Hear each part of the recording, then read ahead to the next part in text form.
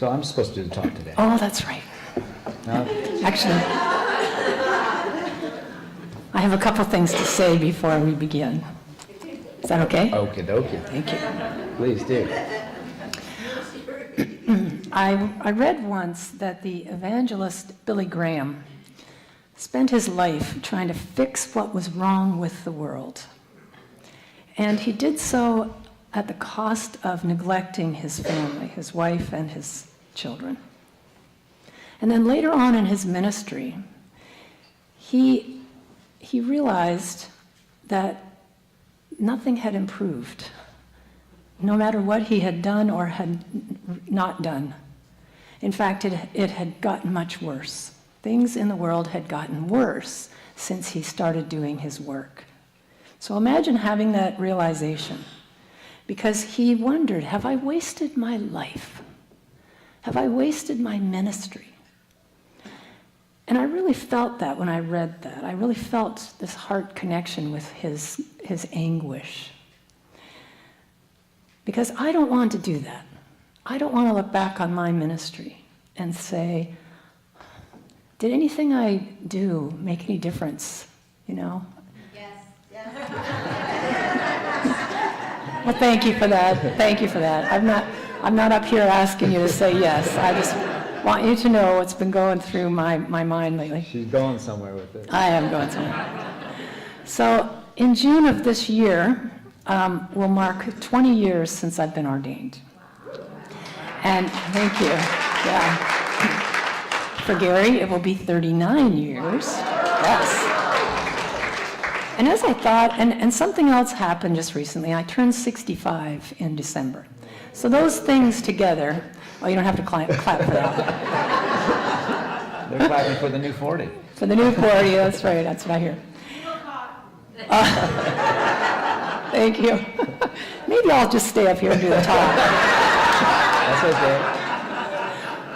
Anyway, as I considered those things and thought about my ministry and about our ministry and the journey through ministry, and I wondered, over these years, these 20 years, what have I learned? What, if anything, have I learned? How much more do I understand spiritual principle? Has there been an increase in wisdom within me? Has my life been transformed in some way? And then I moved into how much of what I teach is relevant and has been relevant. Has sharing spiritual principle made a difference? And just where are we as a congregation? Where are we on our spiritual path? And so Gary and I sat down and we discussed this at length. And so we have decided to do a year-long series together. This is new for us. This is brand new. And the series is called Don't Believe a Word I Say. And the reason for that is not because we've been lying to you all along, no, but because it's time for our movement to really start proving these principles that we espouse. Would you agree? Yes. Yes, it is time. And so for that reason, for this entire year, we will be sharing ideas, teachings of the masters, exercises that can shift and transform our lives, and then inviting all of us to actually practice them and to put them into use. You know, I just read that Thomas Jefferson, when he was describing the unalienable right that we all have for the pursuit of happiness, that the word pursuit at that time did not mean to chase after. It meant to practice. So do you see, we all have this unalienable right to practice happiness. And so let's do that, shall we? We want to look ahead to a year of practicing being happy and joyful, practicing connecting with that deeper intelligence within ourselves, connecting with spirit, expressing more of that in our lives. So can we all agree that our time together, we will be much more active in our spiritual practice? Yes. Yes. All right. Anything else? So yes, a couple more sentences. So don't just believe something because you hear it from the pulpit. You know, in this age of fake news, we want to actualize our power of discernment and activate our own spiritual self-discovery so that we can just stop only talking about God and start experiencing God. So are you with us? Yes. Take it away, Gary.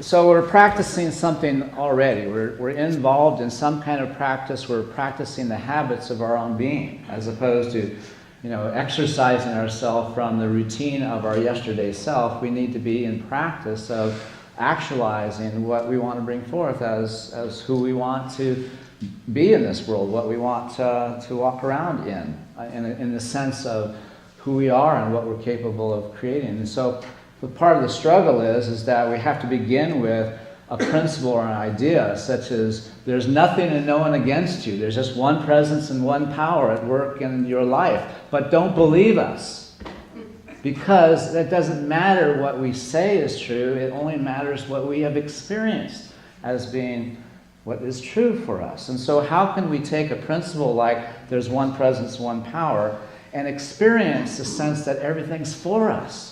Well, in order to arrive at that experience, we have to unravel, disentangle from all the ways in which we have our life as if it's against us. And we aren't taught how to do that in any school or class or any other activity, because that hasn't necessarily been the focus of our spiritual intent, of what it means to be in a spiritual path or way of life. And so when we bring together the science and the understanding of spiritual principles and what happens in our body-mind, we have a clarity with respect to what has to shift in order for us to authentically alter the conditioned aspects of what we are, what we've become in our lifetime of taking in our experience of life as if our life defines us, as opposed to who we are and what we're capable of becoming as we enter into our way of being with what we're having, as if we are the one unto our life. And so that's a big shift to be able to kind of all the way just step into just by hearing it. When Jesus talked to his disciples, he was telling them things like, don't worry about your life. Look at the birds of the fields and the lilies. And how can we take those sayings and actually experience the truth of them independent of disentangling from our focus on our sense of not enough, or our sense of unworthiness, or our attention to what's not happening in the outer, that because of that we feel less than. And so part of our effort to really make 2019 a year where we actually actualize all that we're capable of becoming and being is recognizing that we just can't live in the awareness of these ideas and nod our head every time we come to church and affirm one presence and one power, and then walk out of the room having someone or something against us, or having somebody the matter with us, because that doesn't serve the greater good of why we come together in spiritual community, because we need each other to be able to support the effort. It's hard to maintain spiritual practice because it's all inward focus. It'd be much easier for us to practice playing the piano because we'd have a sense that we're making progress, because we could see evidence of it. But the internal part of the practice part, the evidence doesn't come until there's the internal shift. And so that's what we need to be focused on creating, is those internal shifts. So I want to begin now with a short clip that's done by a research physician. Anyway, it's an experiment on the power of intention, the power of our being able to intend to bring forth something that lives authentically in the context of who we really are, as opposed to what gets created when we're living out of our sense of inadequacy or unworthiness. To be able to shift to a place to see that we have power to influence our experience in life if we come from the context of our sense of wholeness and worth, as opposed to separation and the disconnect. So let's check this out. Perhaps one of the more interesting experiments showing the power of intention and perception was one reported by a French researcher named René Piache. In his experiments, he built a robot that contained a computerized movement generator that would make the robot move randomly. He then put it into an arena that he built that would track the movements of the robot. As you would expect, the robot would over time cover most of the entire arena through its random movements. But when René Piache hatched baby chicks next to the robot, to make the baby chicks think the robot was its mother. And then he placed the baby chicks next to the arena so that they could see the robot, but couldn't move towards it. The intentions of the baby chicks to be close to the robot influenced the random computer movements and caused the robot to move only in the half of the arena closest to the baby chicks. Think about that. If the intentions and perceptions of baby chicks can influence the behavior of a randomized computer robot in its environment, imagine how your thoughts, perceptions, and intention may be influencing yours. Science is beginning to establish that our minds literally create our reality. And so if a baby chick that has an itty-bitty brain can get a random number generator to come towards it because it believes that that's its nature, that's its mother, what can we do with our big brain? Well, that's the point. The point is that there's power in mind and consciousness and intention, and if we are not using that consciously, intentionally, we're missing the capacity to really have impact on our life. And so in Unity and New Thought, we specifically have a foundation principle that says we create our own personal reality through our thoughts, our beliefs, how we feel, how we're being with what we're having, what we're making our life mean. All of that creates what we're having. And so we literally have our life for us or not, as opposed to our life is against us. No, we literally have our life how it is unto us.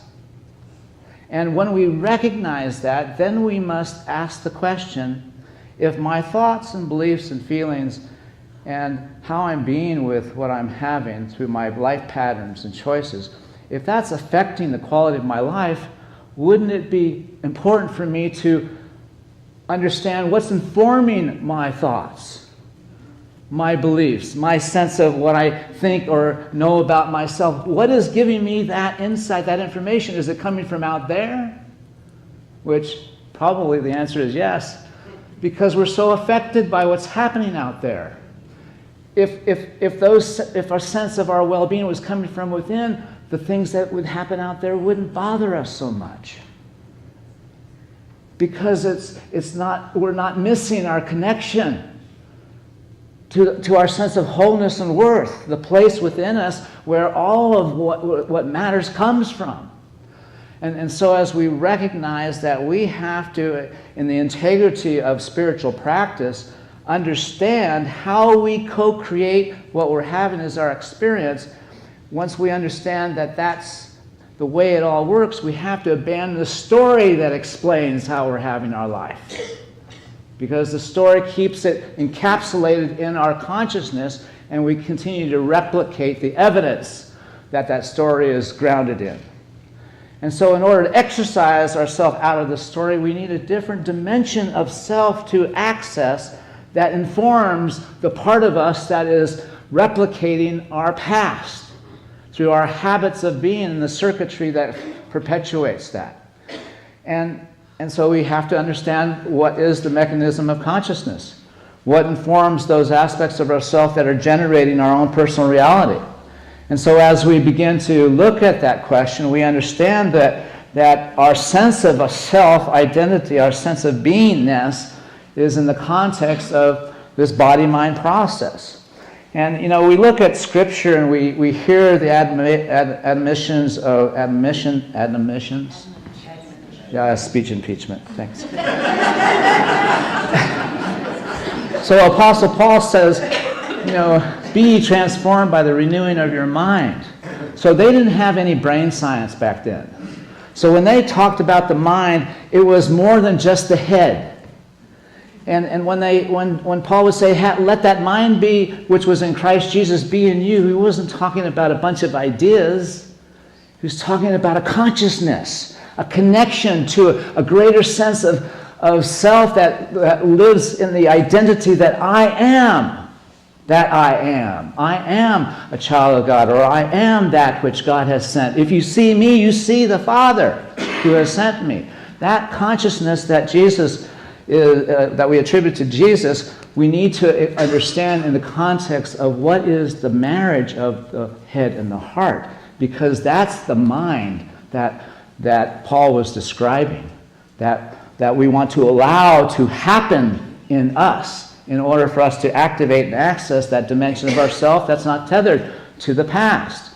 And so we can look at the head and we can say, well, our brain, basically, its superpower, what makes it work so good is it has the capacity to differentiate. But the unintended consequence of that is that it creates other. It creates a sense of other out there, a sense of separation, and therefore it is compelled to predict and control, to have things be a certain way in order to be able to function efficiently. And therefore, then the ego arises in the context of all the circuitry that happens inside of our head. But then there's the dimension of the heart, which is something that is just now coming into the vanguard of science and the marriage of quantum science, understanding the essence of the heart, not just as a physical pump that lives in our body, that is for generations a metaphor of this dimension of ourself that is infinitely eternal, but that the heart has actual neurological circuitry, and science now identifies the heart brain, the little brain in the heart. It's one of 3 brains now identified, 3 neurological nexuses in the body, such as the head, the heart, and the gut, are the 3 brains. And when we understand how they all work together, and that we have to consider that the mind that we're wanting to engage, or at least activate, it's just not living in our head, because that's the circuitry of separation. Our heart is a circuitry of oneness. Our heart is what unifies, what reconciles, which forgives. Our heart is what integrates. Our heart is what gives us a portal, a connection to our authentic or higher self.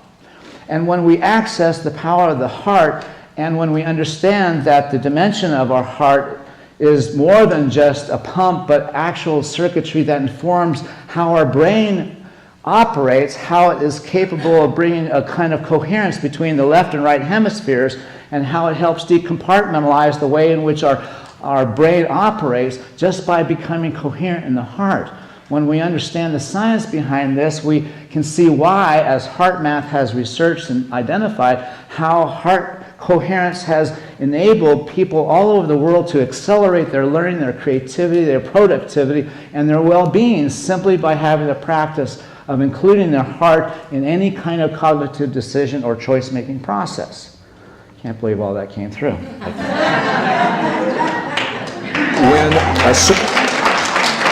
All right, here's another movie.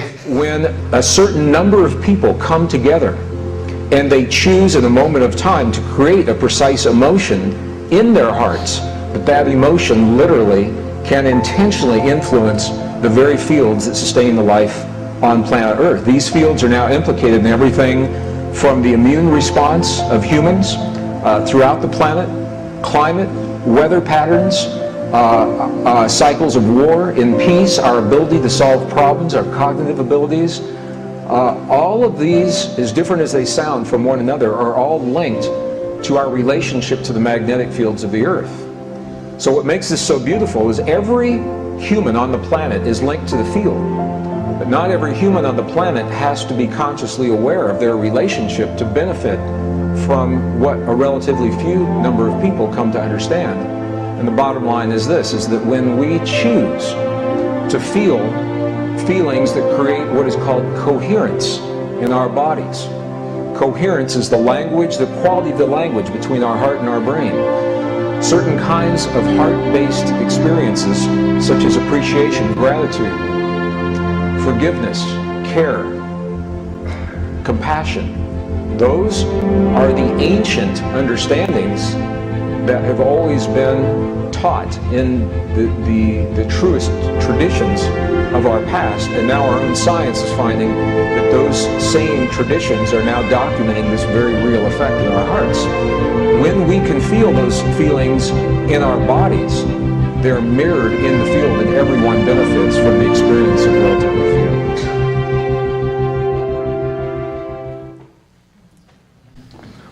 So that's what we're doing every time we do our meditations. We're doing a heart lock-in. We're becoming coherent. And as we create the energetic field, then we create a dynamic where we become modulated by the coherence that we create together, as opposed to being modulated by the separation that we walk in here with. And so if we're not working energetically with our way of transforming our lives and working in spiritual practice, we're not including our body and our mind and the drivers that bring those systems into coherence and balance. So Dr. Childrey, who is the founder of the Institute of Heart Math, and by the way, there's so much research now on the power of the heart, how the heart itself, once again as a brain with a nervous system, has precognitive capacity. That's why it's intuitive, because it senses things 5 seconds before it becomes even apparent to our eyes, to our brain. And so the research shows that the heart knows before the head is able to even make sense of things. That's why if we have a practice of going to our heart, we activate an intuitive dimension. And when we understand that our heart knows, but it doesn't necessarily tell the brain. It doesn't necessarily tell the brain what it knows until we connect the heart to the brain. And that's the missing piece. We just think that the heart should just do that automatically. Well, it does things automatically. That helps regulate the efficiency of our brain. But if we want the wisdom of the heart, we have to connect the brain to it. Just like connecting your USB cord into the power slot. Since emotional processes work faster than the mind, it takes a power stronger than the mind to bend perception, override emotional circuitry, and provide us with the intuitive feeling instead. It takes the power of the heart. And so we're wanting to actualize a dimension of ourself that has the power to inform our awareness as to the field of possibilities. Absent of that, our awareness is focused and derives its intentionality out of our fears, our inadequacies, our insecurities. Our heart has no context for any of that stuff. It doesn't know any unworthiness or any inadequacy. It just knows it wants to connect. It wants to create. It wants to heal. It wants to prosper. And when we add that voice to the conversations as to how we're going to be with what we're having, something else occurs that is independent of our fears or insecurities. And until we practice and make a habit out of that, we won't know that that's the case. You know, Jay and I talk about all the examples we have of just intentionally applying these principles. There was this one woman who came to us. We were working with, doing a workshop at some church, and she wanted our time, and we were tired, and we were needing to leave, and I wasn't as far as long or evolved as I am right now, and I said, you know, just ask your heart. I just told her to ask your heart, and we taught the technique, and she left pissed off, and I just really didn't care. And then she came back the next day, and she said, thank you, because the answer she received, which was about her kids, couldn't have come from any advice that I would have been able to give to her. It had to come from there. And when we understand that there is a dimension of ourself that knows what is best for us, and it lives independent of what we think is what's important, then it's as if we're sitting at the feet of our master. And who would not want to avail themselves? Well, I can see this as a part of me that doesn't want to hear that I should be more mindful in certain areas, or that I should take more responsibility, or I should stop complaining. And we all understand that there's this part of us that has as its aim to kind of derail any effort that we might make. But you see, that's the habit of the old circuitry. And once we access the heart, that voice fades. It doesn't have any substance to it. So we need to understand that when we're triggered, this is one of the better times to begin to practice activating the heart, because this is what happens in our brain. So when we have a perceived threat, the amygdala in our head sounds the alarm that there's a threat out there. Once again, the amygdala is a structure in the brain that would rather be wrong 99% of the time than miss the one time it failed to keep you safe. And so consequently, it's looking for evidence of what's against me all of the time. It's scanning. We're not thinking about it, but it is scanning all the time. And the moment something pops in, it's going to sound the alarm. And then when that happens, the thalamus wakes up the brainstem. If the brainstem is asleep, it's like your computer that's taking a nap. You have to wake it up. The same thing happens. And then after that, the brainstem sends norepinephrine throughout the brain. It's a neurotransmitter that helps all the circuits, our default mode network, the network that wants to protect us and make everything about us, that becomes turned on. The next thing that happens is the sympathetic nervous system signals the organs and muscles for the fight-flight response. It will shut down the digestive system, shut down the immune system, shut down the production of saliva, increase the closure of the eyes and focus, myopic and heart rate. Everything increases. We get prepared to fight or flee. Now this is neurologically. It may be just someone judging us out there. And then the hypothalamus prompts the pituitary prompts the adrenals to release cortisol and adrenaline, the stress hormones, and then within 2 seconds, we're fully triggered and into our defensive posture or reactive behavior. Our body-mind is hijacked. And so we have 2 seconds. We have 2 seconds to move into our heart. Because when we move into the heart, we can cancel out this cascade. But it won't happen until you move your head out of whatever it is engaged in and place it right there physically on your heart. And if you have to go like this, you need to do that. Okay, what do you think they do this for? It's to remind them.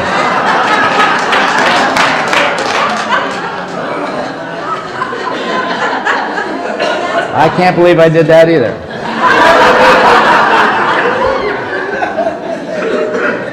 Okay, so I need to finish up here. So there's the 5 steps of asking your heart the question. And so the reason why I want us to learn these 5 steps and why it lands on asking your heart the question is because that to ask your heart the question takes it to the next deeper level. You can do the first 3 steps and achieve a kind of quick coherence that settles your nervous system and entrains your body processes to be more even.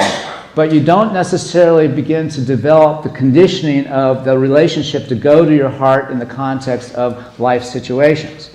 So this practice enables you to intentionally ask your heart a question and listen for the answer, so you begin to build the awareness of how that circuit works. Bless you. So you need to be able to ask a question and then feel or sense a shift in your body. And in the beginning, that takes practice because we're trained to think, oh, I must think that differently now. No, it's to notice how we've shifted and to notice what we're feeling. So we focus on our heart. We actually, as Jane mentioned, we have to intentionally say, okay, I'm placing my awareness now on my heart. And what this does, it trains you, gives you a technique. When you're caught up in some kind of life situation, just do this. And then begin the practice. You can leave that part out. And then slow your breathing. So we ask you to focus on your heart, and if you just simply breathe rhythmically and slow it down a little bit slower than usual, neurologically you begin to shift from your sympathetic nervous system to your parasympathetic nervous system. You move from beta to alpha brain waves. So there's things that happen that help you out neurologically. And then you need to feel a rejuvenating feeling such as care, or compassion, or appreciation, gratitude, compassion, empathy, just as we practice. And then finally, you need to ask your heart the question. You just have to make it simple. And remember, your heart doesn't need the backstory. It's not encumbered by all the baggage that your head has to offer. So just ask your heart. When people come to us in counseling or to get support, they have to tell us the story. And then we hear the story, but we don't know what their innermost being needs. All we can do is help them embrace what they're having and know that it's for them. But if you just try going to your heart and asking the question, that is so powerful. So that has to be experienced. And then finally, you have to listen for the answer here. But the first step is allow your awareness to move from your mind to the area of your heart. Let's do that. Begin to breathe a little more slowly than usual, about 5 or 6 breaths per minute for each, 5 or 6 seconds per breath. And then to the best of your ability, feel a genuine sense of care, appreciation, gratitude, or compassion. And then ask your heart a question, and then be aware of how your body feels immediately as you are asking the question. So next Sunday is my opportunity to speak again, and I have to feel guided with respect to what I'm going to share. So I don't have a sense specifically of the next thing, but suffice to say that this series is really about us kind of looking at what we're describing as the path, and then really being clear as to why it is that this is important for us to really understand and value. And then what is the practice? What are the incremental steps that we can apply to being able to move the needle so that we can actually see that we can make progress? And then my goal, and I want partners in this. If you want to do this with me, I'm wanting partners. My goal in 2019 is to live with ease and grace. And that means I have to release any sense of scarcity, judgment, and struggle. If you're wanting to release your sense of scarcity, judgment, and struggle, then practice this for this next week, and then we check in and see how you all are doing. How does that sound? God bless you all.